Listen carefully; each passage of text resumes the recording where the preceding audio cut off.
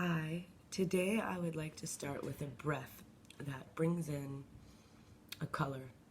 It's not important what color, let the intuitive body choose the color.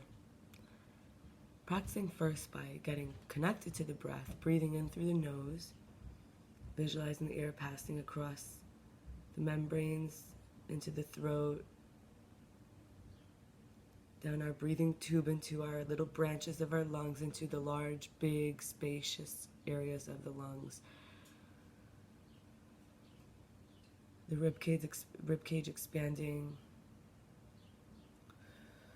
as we breathe out.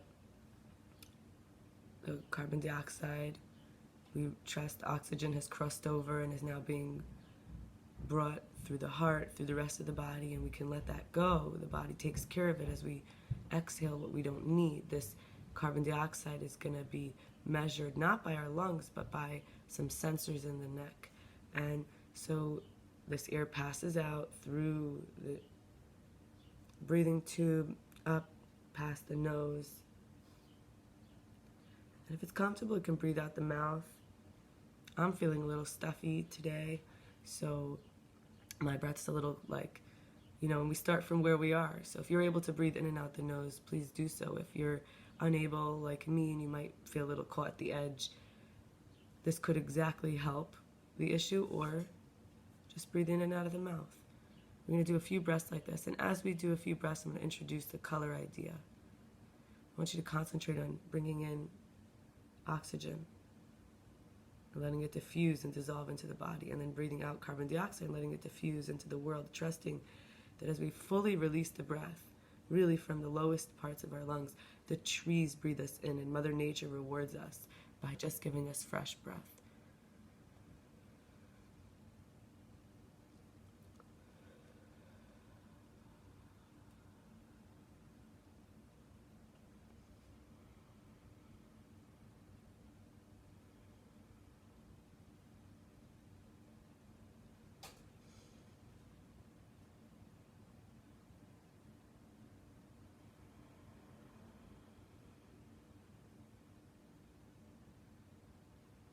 And I want you to imagine the jellyfish breath is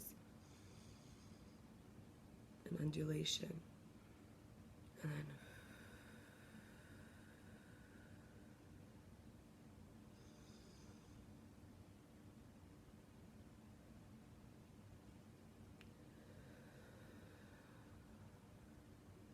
now we're going to connect with a color. Let the body intuitively choose what color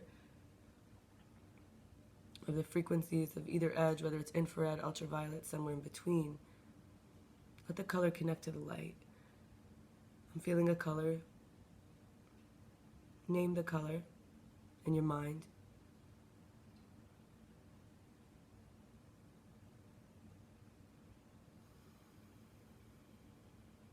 And letting us, as breathers, have this breath, this color come in and diffuse across the body, this color spectrum of the light. It could be white, purple, orange, green, brown, any combination of any shade. Picture it.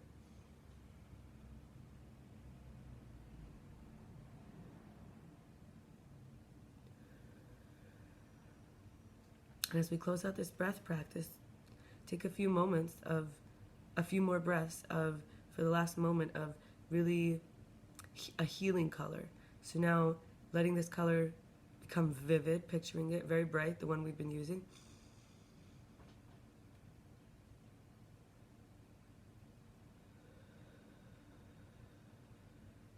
Letting it dissolve, and now welcoming in a new color. Now that we've made space, welcoming in a new color, a healing color, another color. And let this one come in. Anywhere that's tight in the body, direct this. Bring the color as your friend, as a healer. Let it touch any area of the body that feels tight.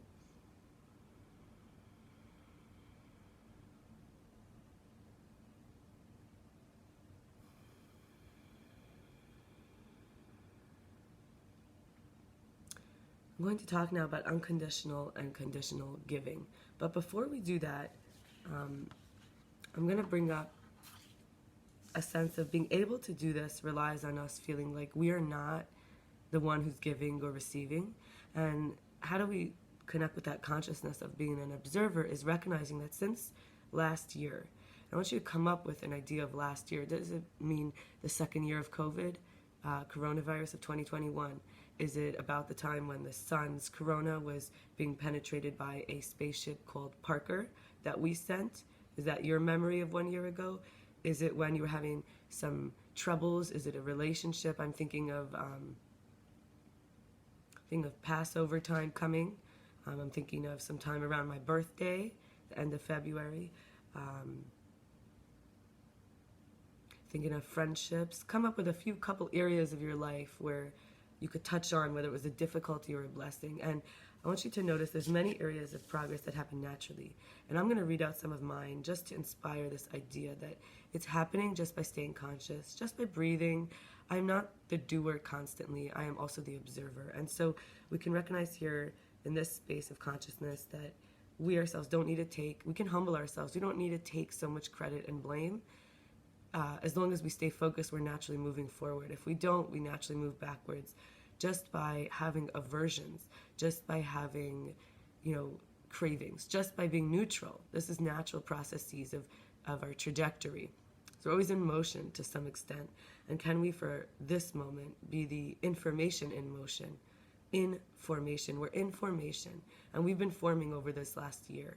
So we're going to look at it like that. Some of the areas I've made progress in is with food, purity, and consciousness. By what I eat, what I consume, what is my food as medicine, and what emotions might trigger eating, which foods I avoid, whether it's certain animal products, or whether I avoid eating at certain times of the day, or if I don't want to eat before, after, I've drank water. So that kind of idea. Humility and friendship, gratitude. I've released a lot of the arrogance of thinking that, I am so much more amazing or so much less amazing than my friends, and actually having people close to me that I respect, who are not so into playing a chess game with friendships. Relationship with my creator. This is actually the foundation for most of this other areas.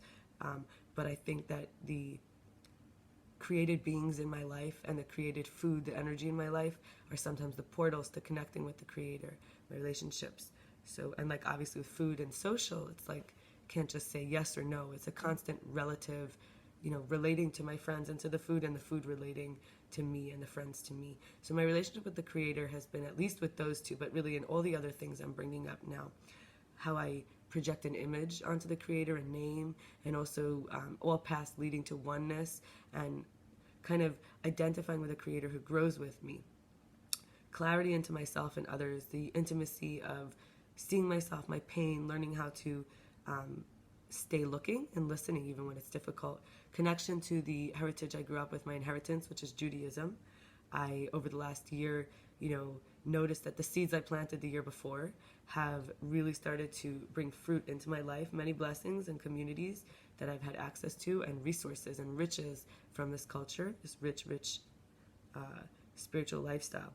My reading and studying abilities, I never thought I'd love to read the way that I do now and study like a scholar, and identifying as one, and really feeling comfortable with the abilities that were given to me that I grew up with.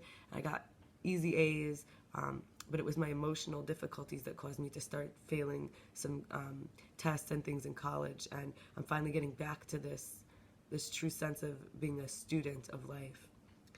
And my discipline and my practices, it used to be a little bit of a secret desire with a lot of what I was doing. It was either to get noticed or to have, some payoff. And now I'm kind of having more pure intentions and doing discipline often for the sake of discipline, increasing my strength for the sake of getting stronger, not necessarily because I want people to know I'm stronger or because being stronger means I'll get certain privileges. And body awareness and management, I would say specifically with cleanliness, with not wearing inside clothes, outside when I come, in other words, not wearing my outside clothes in my room.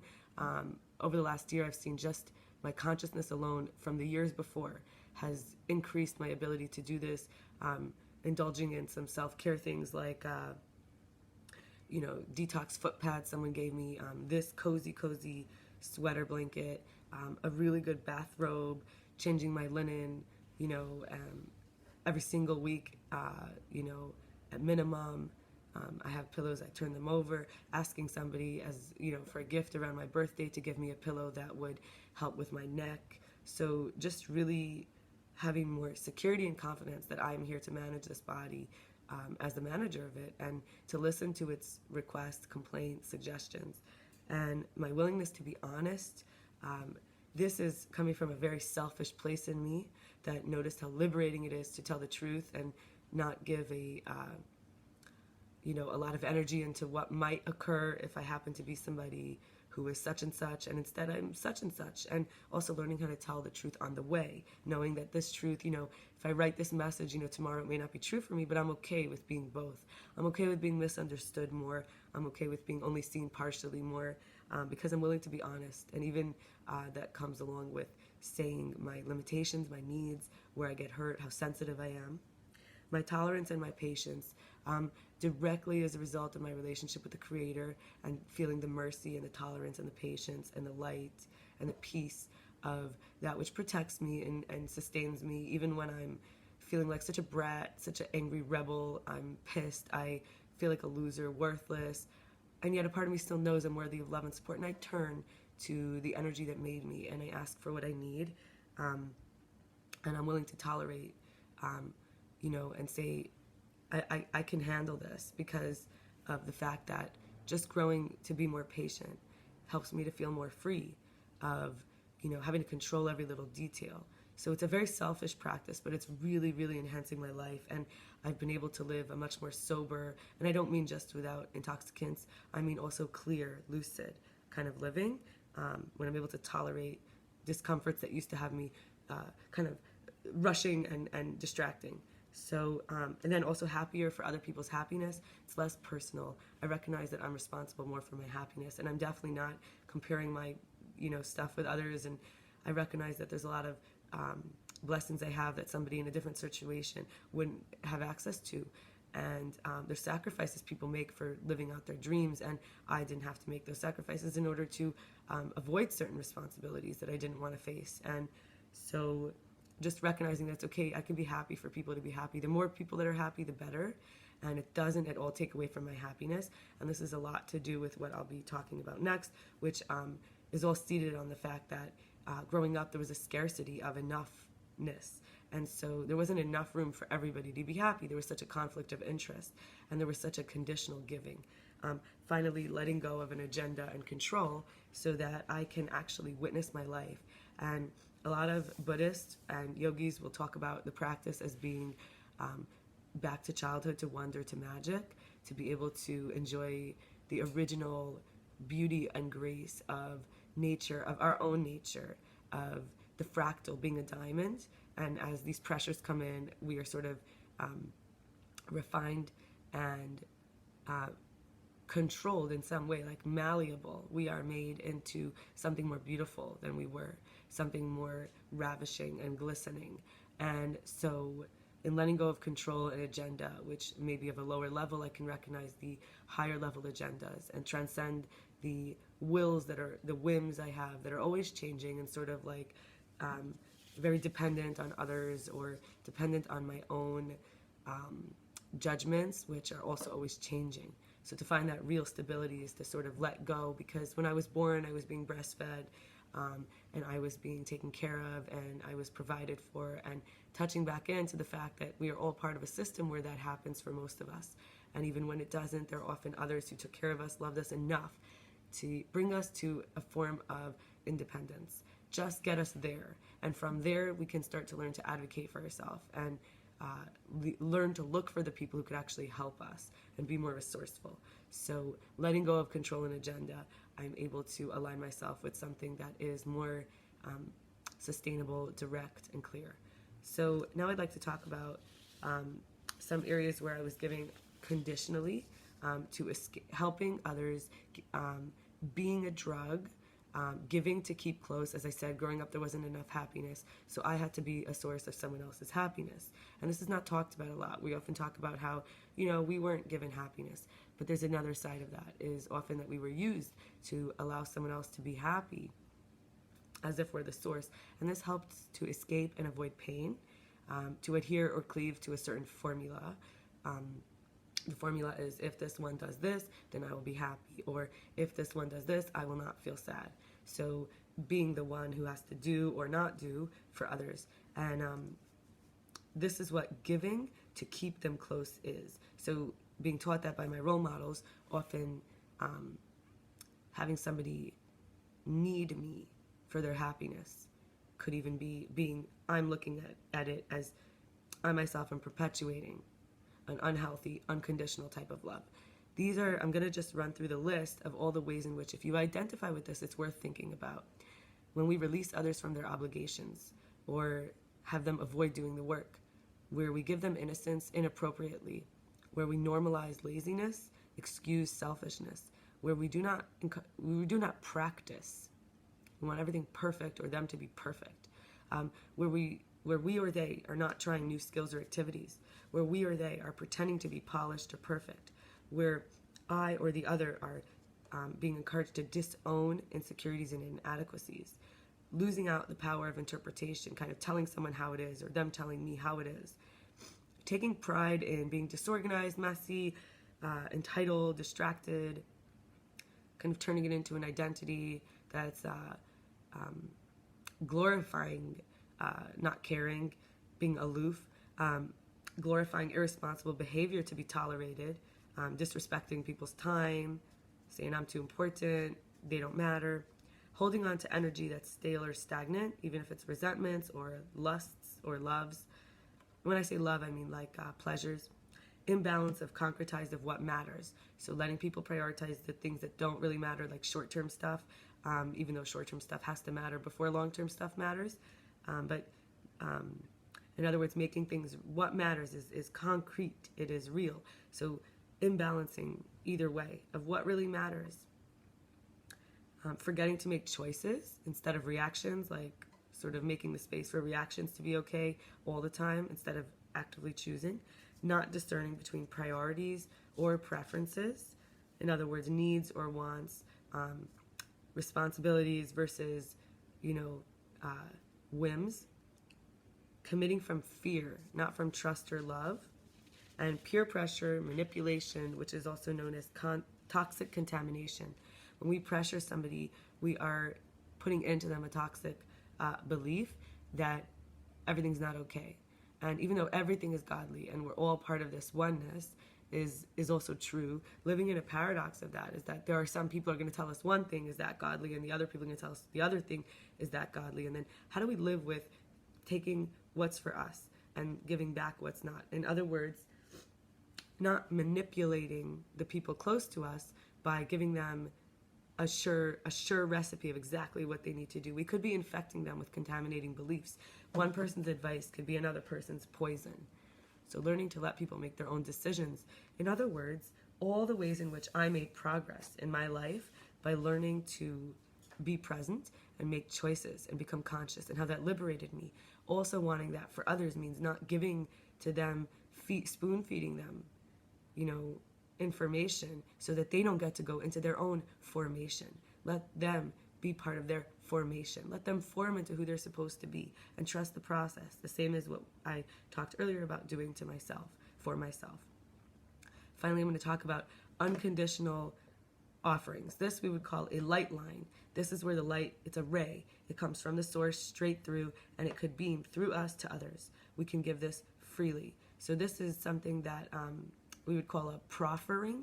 So it's an offering, but it's like a professional. It's like to proffer, like to proffer things.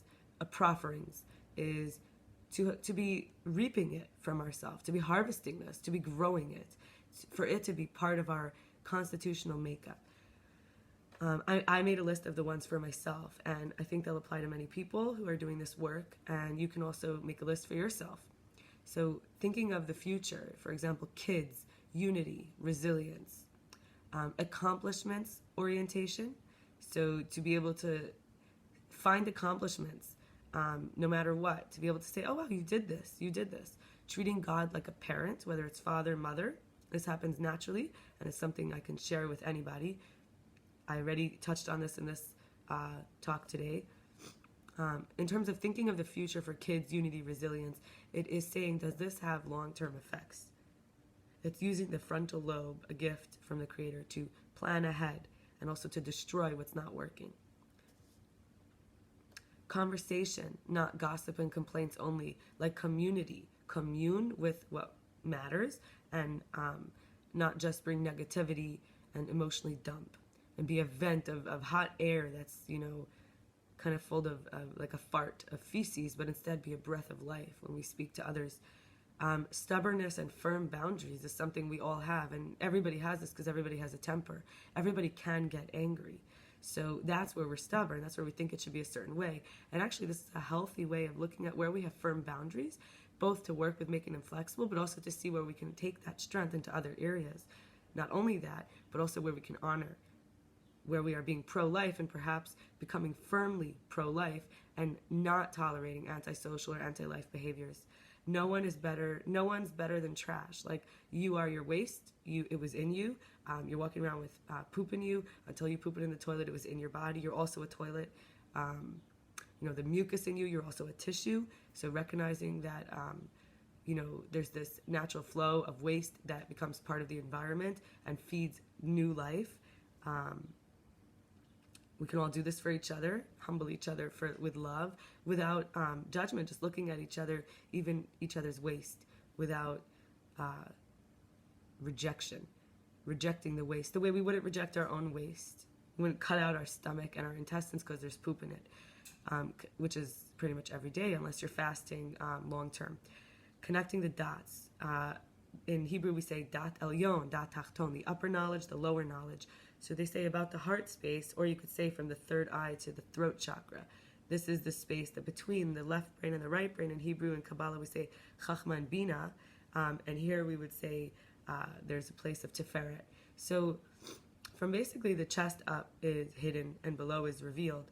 So from here below would be kind of joining up with from here above, so that it trickles into the body, and the body can also send information up. So we can connect what's revealed and what isn't and see through the veil. It's something we can all do for each other. It's free. It's a light line. Unsolicited therapy. We are in an age where everyone thinks they need a therapist, but what we truly need is good friends, and to actually recognize that our friends are a therapist. In Judaism, we say that a tzaddik is not in Judaism, in Breslov Hasidism, which is a mystical pathway of consciousness, the Holy One that you have close to you is actually your friend. It doesn't have to be somebody in another country who you write a letter to before you do a massive change in your life, if that's how you do it, for example, or somebody who you sit by their feet for hours and hours and hours, hoping for a word that could change your life. We have friends for that too. We have friends to honor. And in ancient times, from all cultures, they would call their friend my master, my lord. Even your siblings could be your friends, could be your therapists. Learning how to honor the ones close to us as also divine beings. We all are okay with people looking like Charity Case and homeless. In fact, for many of us, it helps us feel better about ourselves if we're honest. So this is true for learning how to recognize a lot of celebrities wear fashion that looks like they're homeless, and they would stand next to somebody who's actually poor. Many very wealthy people drink a lot over the weekends, do not shower, have dandruff. So we're starting to be okay, all of us, with looking like this. We have people who are glorifying dyeing the hair, having dreadlocks, things that used to be associated with what we would call undignified. So this is a way that we're all healing each other. Having a phone for sharing and receiving instead of having it be a crutch to avoid sharing and receiving. If we avoid telling the truth, we may be looking kind of chronically for some sort of feeding. We might look for some sort of nutrient from the phone, but actually we could look to also share. We could connect with people in a loving way. Forgiveness, understanding, and comforting. We're all capable of this because we forgive ourselves for everything we did wrong. We can understand all of our reasons for why we did those things, even though if we often are honest, we actually are running away from our guilts, our shames, our regrets. But we're good at doing that for ourselves and comforting ourselves. You're okay. You deserve this piece of cake, or you deserve this joint, or you deserve, to look really sexy and have all the guys want you, or you deserve to have, sex with 5 different women in 1 week. Like, we're good at doing that for ourselves. So actually, we should recognize this, that we already have the ability. We are able to grant forgiveness, understanding. We're able to understand. Just means you've got to lower ourselves a little to see from a learner, from a new one, not to be the knower always. And comforting, we're able to be giving space for the other to exist with a sense of the best word could be a womb, with a sense of being enveloped by acceptability and belonging and welcoming. We're all good at listening and giving positive feedback. If you wanted $1,000,000 and somebody was offering it, and all you had to do was something specific, you would also not only do what the deal was, you'd also be on your best behavior for them. You would listen to everything they say with wide eyes. You would show that you're so innocent, pure, and good, or very cool, very amazing. Like whatever it was, the persona you needed to have in order to be worthy of this deal, even though all you had to do was one little thing. But it just goes to show that we have this ability to listen and give positive feedback. We just don't always know that we're getting the $1,000,000 or the big special gift. Honesty, we all have the ability to be honest. When you have somebody get drunk or have to spend money on somebody else, we get to see a lot about somebody. And they say in Hebrew the word kos, or something like ka'as, anger. Kos, like the cup of wine. When you drink, you tell the truth. Some other word, I forget it, for the wallet. And there's still yet one more, and I don't remember. This is definitely interesting to go look up how there's a root with learning about people's truth when they're angered, when they're drinking, when they have to spend money. And there's still one other way, and maybe in another video I'll talk about it. But everybody has the ability to be simple and honest. And simple is really like when you're sick and you just want to be healthy, you can't get out of bed, you're actually okay with listening to some good music, with having somebody read to you. Very simple pleasures that children love, and moving like in not typical ways, kind of at the gym, at CrossFit, at various, animal flow classes, yoga. It makes us feel good, these simple things. So we have this ability to be simple, even if it's like a simple pleasure. If somebody's addicted to food, it's still it's being simple. It's saying, I'm just so easy to please. Food makes me happy. So, and then refinement, also the ability to constantly be in adjustment. This day and age, just the fact that we're always adding pictures to our profiles online, at jobs we're altering our projects, we could see that something that matters to us, we're constantly adjusting, making little changes. This need to constantly adjust everything could be used very positively, and it's offered by the Creator because we're constantly being refined with our interactions with nature. Minimalism and efficiency. So when you have to be there at a certain time, or you lose out something you really care about, you cut corners without actually wasting. You manage to get in 2 hours work done what could take you a week usually, because you got to do it. There's no choice anymore. You have it in you. And also minimalism, to be okay, like I said earlier, when we're very sick and or people who've had near-death experiences, anybody who's touched losing everything can face what it means to have very little, and a little is a feast. And I don't mean just food, I mean pretty much with everything. When you've been deprived of seeing a loved one and then you see them, just 10 minutes with them even could be like, you never want to let them go, but just in that moment, so minimal, it's so beautiful. And having a home with minimalism seems to be a big trend nowadays, not just with the elderly or those who are on a spiritual path, but letting go of a lot of possessions seems to clear up the minds of the inhabitants of the homes, the dwellings. And you might have a big house with very little in it and still feel like not necessarily crowded, but connected to the space. And it doesn't feel empty, it feels full.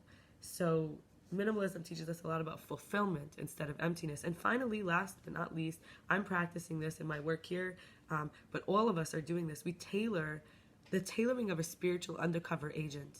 There is a part of us that's always on our side, that's always finding the silver lining, that's always making the best with what we have, that's always striving for a better life. Even as we feel depressed, it's often because we don't want to listen to that one who's saying, you got to make changes, let these people go that you're holding on to, hold on to these other relationships that you're sort of not investing in, that you should be making effort for. Investing in ourselves, investing in those aspects of our life which give us agency, that let us feel we have choice, that we're not just constantly, rushing to get the coffee, to rush to get to work, to rush to take care of that client, rush to answer the phone call, rush for a lunch break, to just eat some food, and rush, even as we're working, even as we're eating, we're kind of like still looking at a computer maybe, and then like rush to go meditate and rush for the meditation to be over. And actually, the spiritual undercover agent is in no rush. It has an exact idea of what its mission is, and it will give you the feedback of what's unpleasant when you're not in alignment, and what is pleasant when you are in alignment. So this constant spiritual tailoring of this undercover agent is our best friend, our lover, our companion, and it's definitely an aspect of the almighty, all-power one who dwells in all beings, all life, who is the source of life, who's the source of light, who is able to be that light line that gives us these abilities, all of these abilities. And I hope that something I shared today is useful for you and helpful. And keep practicing that breath with the color. Keep breathing in the color you connected to.